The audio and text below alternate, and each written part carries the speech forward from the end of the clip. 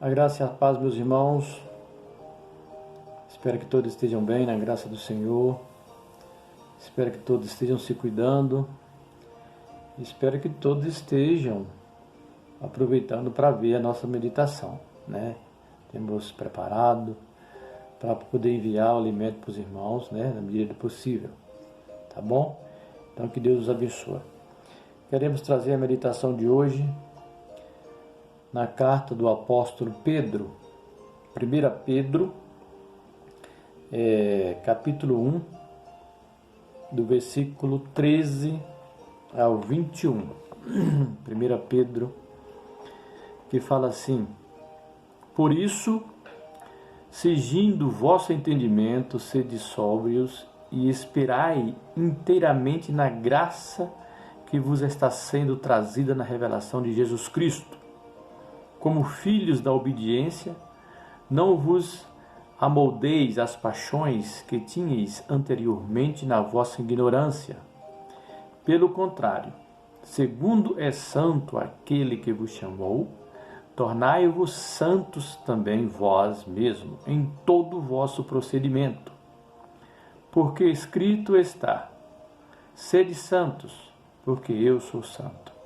Ora, se invocais como Pai aquele que, sem acepção de pessoas, julga segundo as obras de cada um, portai-vos com temor durante o tempo da vossa peregrinação, sabendo que não foi mediante coisas corruptíveis, como prata ou ouro, que fostes resgatado do vosso fútil procedimento que vossos pais vos legaram, mas pelo precioso sangue, como de cordeiro, sem defeito, sem mácula, o sangue de Cristo, conhecendo com efeito antes da fundação do mundo, porém manifestado no fim dos tempos por amor de vós, que por meio dele tendes fé em Deus, o qual ressuscitou dentre os mortos e lhe deu glória, de sorte que a vossa fé e esperança estejam em Deus. Amém, meus irmãos? Nesse texto que nós queremos meditar nessa noite. E ele começa dizendo, por isso,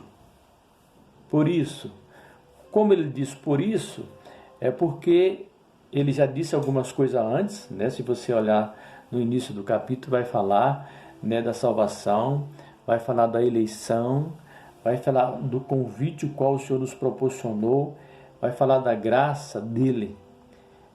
Então vai falar desse presente, digamos assim, que ele nos deu e que ele tem nos dado. E depois ele fala da salvação, que é a herança maior.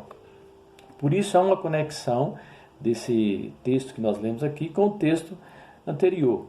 E o texto, o termo cingir, nos países orientais, sobretudo naquela época, tinha um significado, trazia alguns sinônimos diferentes, trazia alguma coisa diferente. Primeiro, ele diz, sejam sóbrios, porque o termo cingir e equilibrado, porque o termo cingir significa naquela época apertar as roupas, porque vocês sabem que os orientais, na maioria, eles usam aqueles vestidão, aquelas rouponas. Então significa apertar as roupas, ajustar as roupas para poder andar de uma maneira bem solta, bem segura. Bem solta, bem segura. Então, cingir, apertar, ajustar, passar o cinto para poder andar de uma maneira segura, desprendido de qualquer coisa. E Pedro faz essa analogia com a vida cristã. Então ele diz primeiro, cingir, trazendo isso para nós. Ele diz, seja sóbrio, seja equilibrado, seja sadios. Estais preparado para a vida cristã. Estais de uma maneira bem sadia, equilibrado, em todo o sentido, físico e espiritual. Estais preparados, estais ajustados, estais organizados, estais equipado, estais aperfeiçoado para a vida cristã. Ele coloca nesses termos, da melhor maneira possível. Em todas as áreas ele coloca assim, estais bem preparado, tanto no sentido do vestir, no viver a cada dia, no andar. Por quê? Porque estamos agora esperando, já estamos com a graça revelada pelo Senhor Jesus. Por isso nós devemos estar vivendo, andando de uma maneira equilibrada, sem que nada nos prende. Estais bem ajustados, bem preparados, bem organizados. E ele coloca, por isso seja obediente como filhos. Porque ser obediente como filhos é diferente de ser obediente como servo. Porque o filho tem a mesma natureza do pai.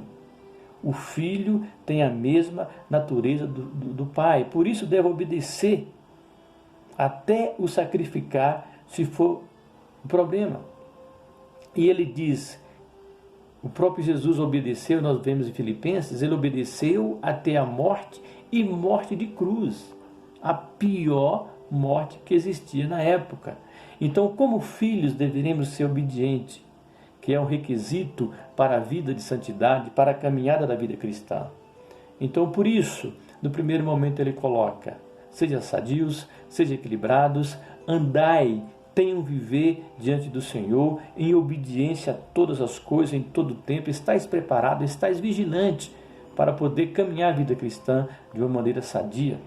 Segundo, ele diz, sede santos no nosso viver. Faz um convite, vocês que foram chamados, agora há um convite para uma vida de santidade. Há um convite para uma vida de santidade, para o caminhar, um convite para caminhar com o Senhor. E uma vida de santidade é necessário que haja humildade, que haja fidelidade, que haja renúncia nessa vida de santidade. Porque nós fomos chamados para ser santo, porque Ele é santo. E para ter uma vida de santidade, para viver em santidade, é necessário renúncia. É um convite a morrer, mas é um convite a viver. É um convite a morrer para o pecado. É um convite para ser livre, liberto do pecado. E viver para Cristo, e viver em Cristo, e ter uma vida de experiência com o Espírito Santo de Deus, deixar que Ele trabalhe em nós. É morrer, o convite à morte para o pecado em todo o seu sentido, em todas as áreas, e um viver com Cristo, para Cristo e por Cristo, e um viver e um caminhar com Ele, é participar da retidão de Cristo.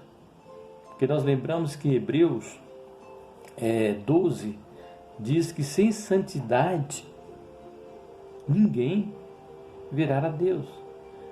E no nosso dia a dia, meus irmãos, nós às vezes não pensamos, não lembramos disso, da importância do servir, na importância da obediência, na importância de uma vida em santidade, na importância de renunciar a muitas coisas nesse mundo para ter uma vida de santidade ao lado do Senhor, uma vida de santificação, uma vida de aperfeiçoamento.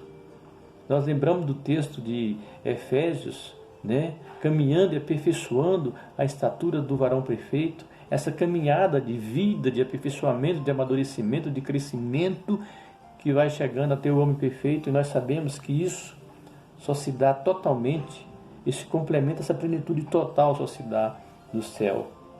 Aquele que vos chamou é santo, e ele faz um convite à santidade, um convite para ter a natureza de Cristo, para cada dia ter a natureza de Cristo, uma vida de santidade, em todo o nosso procedimento, ele coloca, em nosso proceder, em todo o nosso proceder, ele coloca, em toda a nossa conduta, em toda a nossa vida do dia a dia, em todo o nosso modo de viver, que nós possamos a cada dia viver baseado no fruto do Espírito Santo e que nos traz temor. Andamos em temor. A importância do temor, eu escrevi no boletim dessa manhã sobre o temor a Deus. A importância do temor na vida das pessoas. E nós percebemos que esse temor na vida das pessoas tem diminuído. O temor a Deus, nós percebemos que tem diminuído. Tem faltado temor. É importante que nós tememos a Deus em todos os sentidos da nossa vida, no nosso proceder, na nossa peregrinação, no nosso caminhar com Cristo, que haja temor em nossas vidas. Terceiro ponto, por quê? Porque fostes resgatado pelo precioso sangue de Jesus. Pelo precioso sangue de Jesus.